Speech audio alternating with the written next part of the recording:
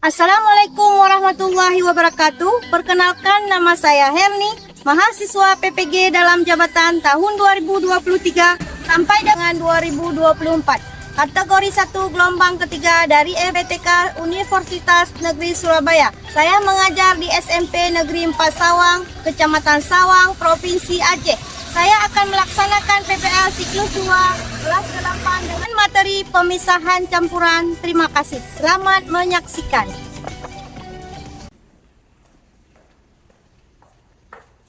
Assalamualaikum warahmatullahi wabarakatuh. Waalaikumsalam warahmatullahi wabarakatuh. Semuanya hari ini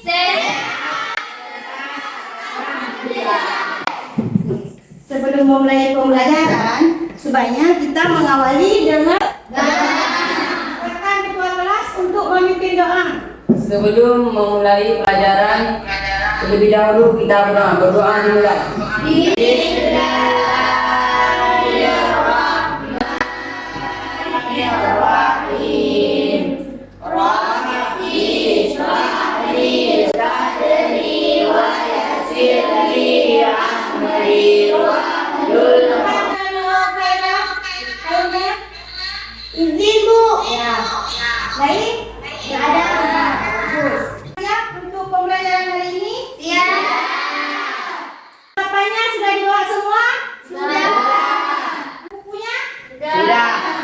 Coba keluarkan. Sekarang kita melanjutkan ke pokok pembahasan. Kita menyanyikan lagu nasionalisme. Silakan Dirjen ke depan. Indonesia tanah airku. Sekarang kita lanjutkan. Coba kalian perhatikan apa yang dilakukan oleh orang yang ada di dalam gambar tersebut. Untuk menarik target. Untuk apa teh itu disalin? Untuk memisahkan antara air dan air. Ya, adakah pemisahannya dengan alat lain? Ada dari dengan kain. Dengan kain tipis. Ya. Oke, nah, hari ini kita akan belajar tentang pemisahan campuran. Tapi sebelum kita melanjutkan materi kita hari ini, apakah kalian masih ingat apa materi kita minggu yang lalu? Coba. Masih jadi campuran. Satu, campuran homogen. Campuran homogen adalah campuran yang memiliki komposisi seragam di seluruh bagian campuran. Contohnya larutan gula dalam air atau udara atmosfer. 2.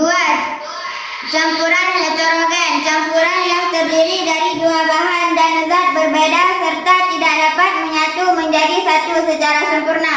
Contohnya minyak dan air, campuran kapur dan pasir, campuran serbuk besi dengan karbon. Oke, bagus. Kita lanjutkan materi kita hari ini, yaitu pemisahan campuran. Pemisahan campuran adalah proses yang dilakukan untuk memisahkan zat penyusun campuran. Filtrasi adalah salah satu pemisahan campuran untuk memperoleh zat murni dari campuran tersebut. Contoh dari sederhana filtrasi adalah menyeduh teh. Sebelum dituangkan ke dalam gelas, teh biasanya dituangkan ke dalam gelas melewati saringan. Itulah yang dinamakan metode filtrasi. Tujuan kita mempelajari pembelajaran yang pertama, melalui kegiatan praktikum, peserta didik dapat melakukan percobaan pemisahan campuran atau penyaringan air secara benar. Yang kedua, melalui kegiatan diskusi, peserta didik dapat menganalisis metode pemisahan campuran yang dapat digunakan untuk menyelesaikan masalah di lingkungan sekitar dengan tepat.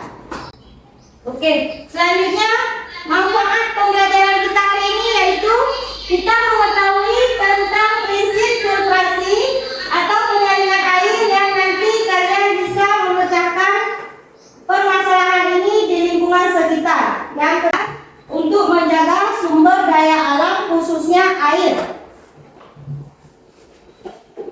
Selanjutnya, penilaian pembelajaran. Ibu yang akan nilai adalah penilaian pengetahuan dari soal pretest dan soal post test.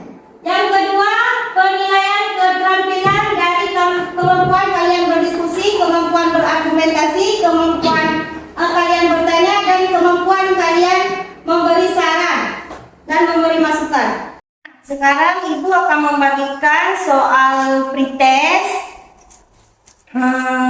Ibu kasih waktu kalian sekitar 5 menit. Ini bagikan soal pretestnya. Oke, selanjutnya coba kalian perhatikan gambar yang ada di depan kalian. Gambar apa ini anak-anak? Air dan air minum yang jernih. Coba siapa yang bisa merumuskan masalah dari air sumur? Bagaimana cara menjernihkan air sumur secara alami? Nah, tunggu dulu.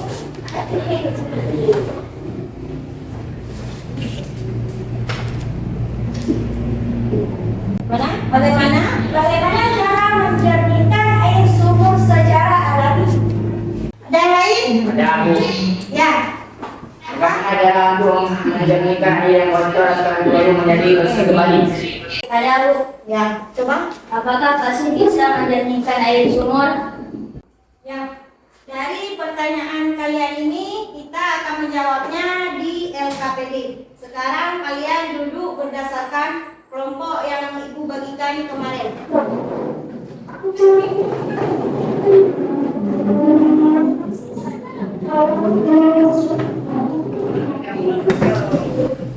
Sudah. Sekarang Ibu bagikan LKPD-nya.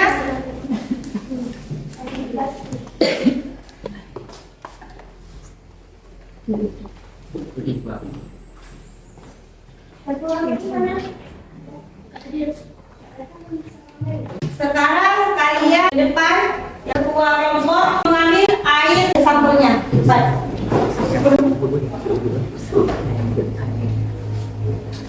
Menurut kelompok masing-masing. Ketua kelompok bahannya.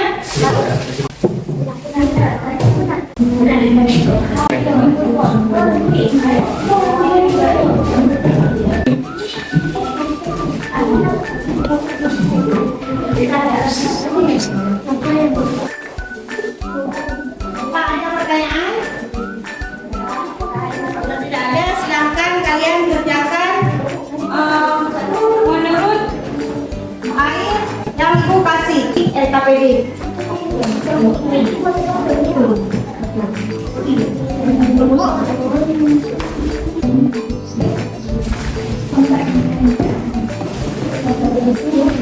Coba, ada pertanyaan? Kita gini. Coba lihat di sini. Sedikit. Dah sedikit. Kemudian pas. Kemudian arah.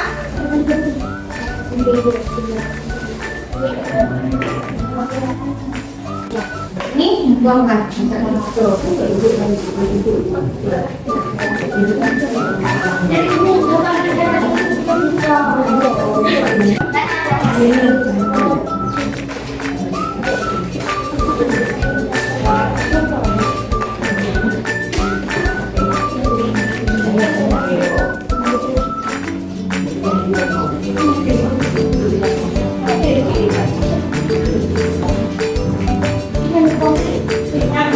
Yang ini udah. Terima kasih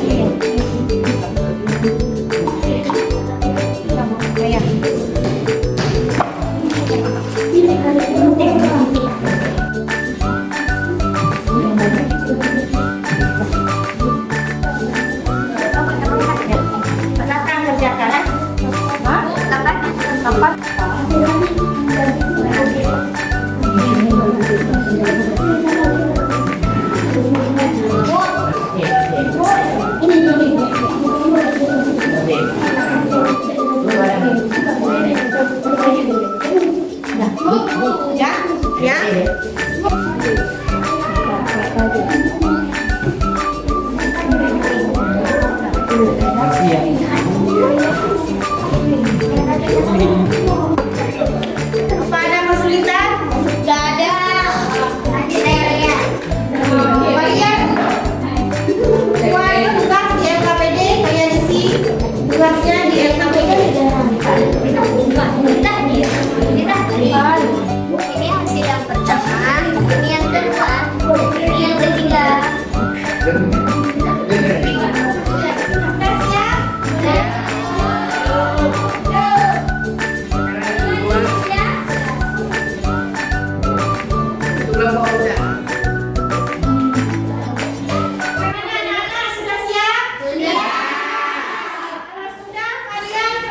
prestasi ke depan.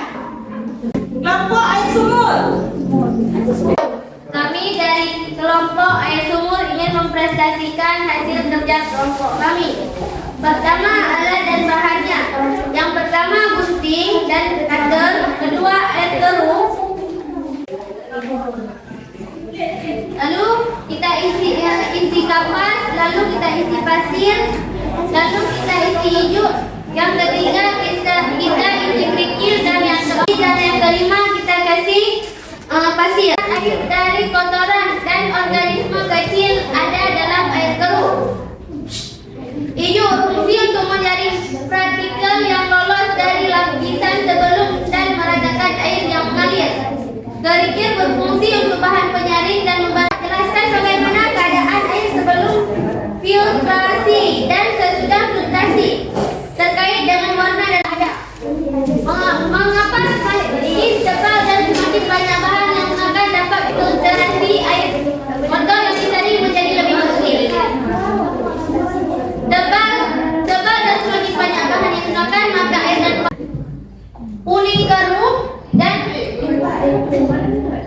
kuning keruh baunya aromatis. Sesudah penyaringan pertama warnanya berubah agak kekuningan dan mulai jernih, tidak ada lagi bau dan tidak ada lagi endapan. Dan penyaringan yang ketiga, airnya sudah mulai jernih, netral dan tidak ada lagi endapan. Kesimpulan dari presentasi hasil percobaan dari kelompok air sumur, kami melakukan kajian air bersifat keruh dapat berkurang sehingga air tersebut menjadi aman dan bisa dikonsumsi untuk sehari-hari. Dari hasil presentasikan kami, apakah ada pertanyaan? Apa yang menyebabkan perbedaan air dari lautan hasil penyaringan dan bahan awal sebelum disaring? Karena adanya tekanan ke bawah dan mendorong air dan komponen-komponen melewati pori-pori dari kertas saring. Sekian, assalamualaikum warahmatullahi wabarakatuh. Waalaikumsalam warahmatullahi wabarakatuh. Ya, silakan duduk untuk kelompok air sumur. Sekarang kelompok air. Assalamualaikum warahmatullahi wabarakatuh. Keruh menjadi bersih kembali. Jawabannya adalah dengan cara menggunakan bahan-bahan filtrasi atau penyaring guna untuk menampung air bersih.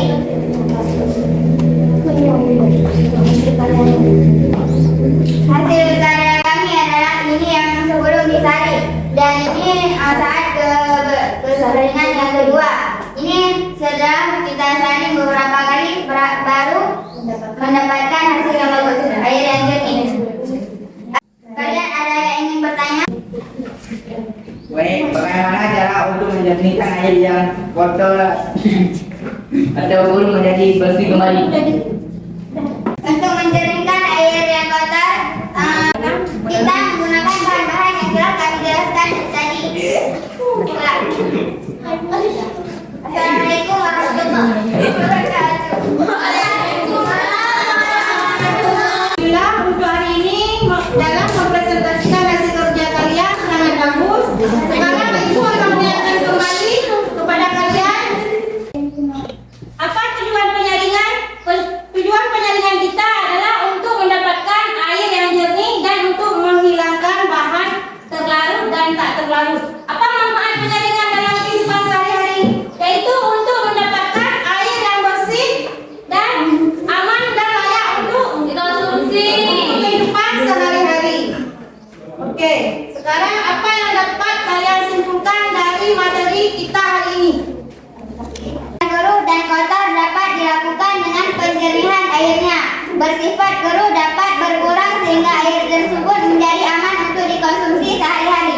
Oke, bagus. Sekarang kesimpulan yang Ibu ambil adalah pemisahan campuran dengan cara metode filtrasi dapat kita temukan bahwasanya air yang keruh bisa menggunakan cara penyaringan alami dan